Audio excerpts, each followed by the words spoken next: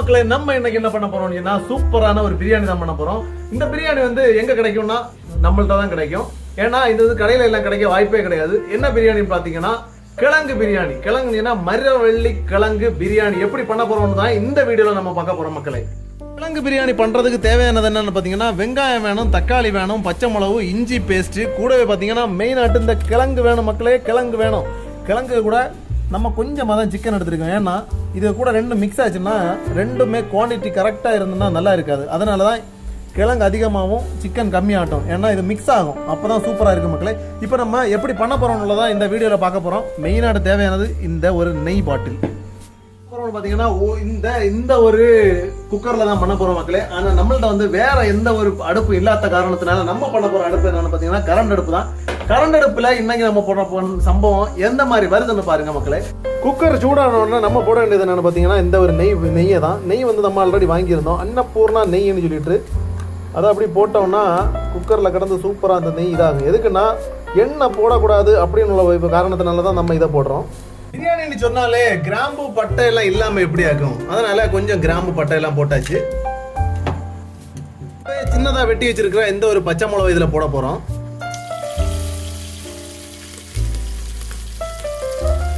பச்சை மிளகு கொஞ்சம் மட்டும் பச்சை மாறுற வரைக்கும் வச்சிருக்கணும்.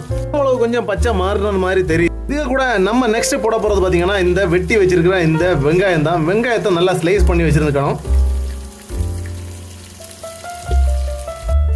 நல்லா கிண்டி விடணும்.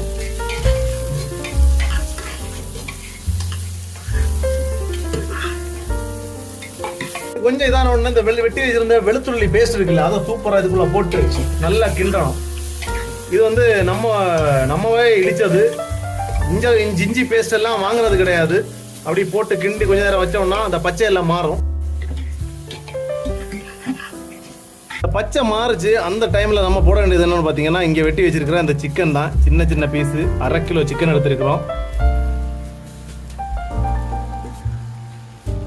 தண்ணி ஊற்ற வேண்டிய தேவையே கிடையாது. இந்த தண்ணி வந்து இதுல இருந்தே இறங்கும். அதனால லைட்டா மூடி வச்சு வேக வச்சோம்னா சூப்பரா இதுல இருந்தே தண்ணி இறங்கி வெந்துடும்.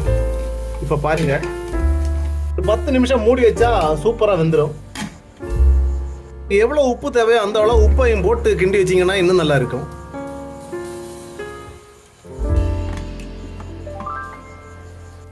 ஓரளவுக்கு இப்ப பாத்தீங்கன்னா வெந்திருக்கு.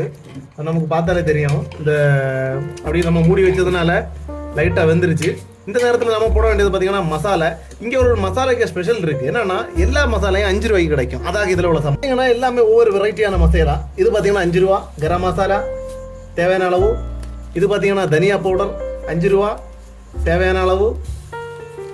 இது பார்த்தீங்கன்னா காஷ்மீரி பவுடர், சில்லி பவுடர் தேவையான அளவு. இது பார்த்தீங்கன்னா ஜீரா பவுடர் தேவையான அளவு.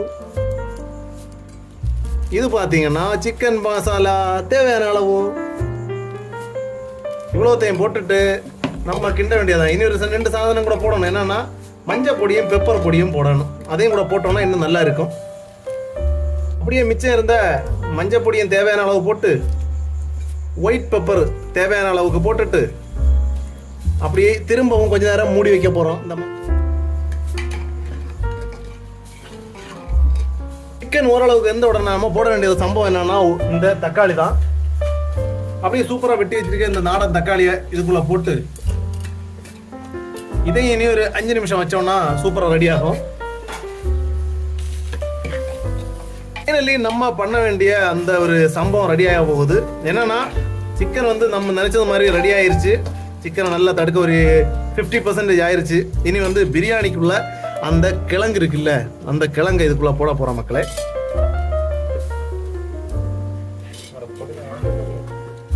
நாலு கிண்டி கொஞ்சம் வெள்ளத்தையும் ஊற்றி லைட்டா உப்பையும் போட்டாங்க வச்சோம்னா சாதனம் அங்கே இருந்து நல்லா வேகும். இப்படி 4 மிக்ஸ் பண்ணணும். மிக்ஸ் பண்ணலாம் செட் ஆகாது.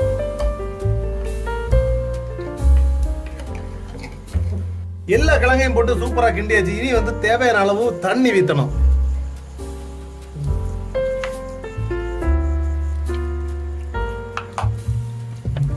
இந்த அளவு தண்ணியில இருந்து சூப்பரா அந்த கிழங்கும் போட்டிருக்கிற அந்த சிக்கனை இருந்து நல்லா வேகணும். வெந்தாதான் அந்த பிரியாணி வந்து சூப்பரா ரெடி ஆகும். ஃபைனலி நம்ம பிரியாணியை இப்போ குக்கரில் வச்சு மூட போகிறோம். மூடிட்டு ஃபைனலி எப்படி வருதுன்னு மட்டும் பாருங்க மக்கள். கரெக்டாக ஒரு 20 மினிட்ஸ் சம்பவம் பிரியாணி வந்து ரெடி ஆகும். நம்ம கிழங்கு பிரியாணியோட ஃபைனல் ஸ்டேஜ் வந்திருக்கோம். இப்போ பார்த்தீங்கன்னா கிழங்கு பிரியாணி சம்பவம் ரெடி ஆயாச்சு. இப்போ நம்ம இந்த குக்கரோட மூடியை வந்து ஓப்பன் பண்ண போகிறோம். எஸ், கிழங்கு நல்லா வெந்து எல்லாமே சூப்பராக பிடிச்சிருச்சு. இனி நம்ம இதை வந்து நல்லா மயக்கணும். மயக்கிறது எப்படின்றது இப்போ பாருங்க மக்களே. நல்லா இப்படி இருக்கிறத போட்டு நல்லா ப்ரெஸ் பண்ணணும். அப்போ தான் இது சம்பவம் ரெடி ஆகும். ஃபைனல் ஸ்டேஜ் எப்படின்னு காட்டி தரணும். அடிப்பொலியான பிரியாணி ரெடி. இதுதான் கிழங்கு பிரியாணி. ட்ரை பண்ணி பார்ப்போமா?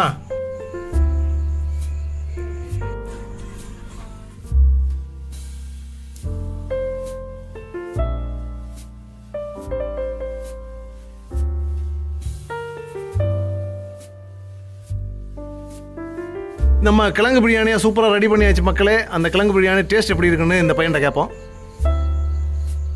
கிழங்கு பிரியாணி எப்படி இருக்கு? நான் முத தடவை இந்த மாதிரி இது சாப்பிட்றேன். இந்த பையன் வந்து இந்த கிழங்கு பிரியாணி வந்து ஃபஸ்ட் டைம் சாப்பிட்றான். நீங்களும் கிழங்கு பிரியாணி எப்படி வச்சு சாப்பிட்ருந்தா நம்ம கமெண்ட்டில் சொல்லுங்கள் மக்களே. கண்டிப்பாக நம்ம சேனலை வந்து சப்ஸ்கிரைப் பண்ணுங்கள். இந்த மாதிரி நிறைய வீடியோஸ் இனிமேல் வந்துட்டு இருக்கு மக்களே. நம்ம சேனலை வந்து எப்போவுமே நீங்கள் சப்ஸ்கிரைப் பண்ணுறது தான் நம்மளோட, நீங்கள் கொடுக்குற சப்போர்ட்டு தான் நமக்கு வந்து ஒரு எனர்ஜி பூஸ்டாக இருந்துட்டு இருக்கு மக்களே.